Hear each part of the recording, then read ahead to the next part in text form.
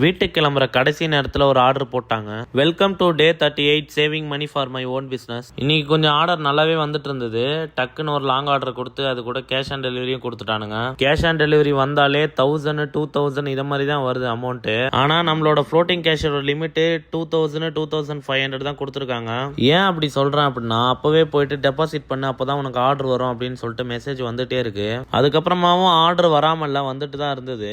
இருந்தாலும் இந்த பிரச்சனையை சார்ட் அவுட் பண்றதுக்கு ஒரு ஜோனுக்கும் ஒரு ஹப் ஓபன் பண்ணி அந்த கேஷை கலெக்ட் பண்ணாங்க அப்படின்னா ரொம்பவே நல்லா இருக்கும். ஏன் சொல்றேன் அப்படின்னா, கஸ்டமர் கொடுக்குற நிறைய நோட்ஸ் வந்து ஏடிஎம் அக்செப்ட் பண்ண மாட்டேங்குது, டேமேஜ்டு அழுக்கா இருக்குது அப்படின்னு சொல்லிட்டு. ஸோ இந்த விஷயத்த வந்து ஸ்விக்கி சார்ட் அவுட் பண்ணாங்கன்னா கொஞ்சம் நல்லா இருக்கும். இன்னைக்கு நம்ம 54 கிலோமீட்டர் டெலிவரி பண்ணியிருக்கோம். ஏர்னிங்ஸ்ன்னு பார்த்தீங்க அப்படின்னா இன்னைக்கு 406 ஓட்டி இருக்கும். அதுல 100 rupees பெட்ரோல் போக 306 இருக்கு. ஓல்டு பேலன்ஸ் 9844 கூட 306 ஆட் பண்ணோம் அப்படின்னா 10,150 rupees கரண்ட் சேவிங்ஸ்.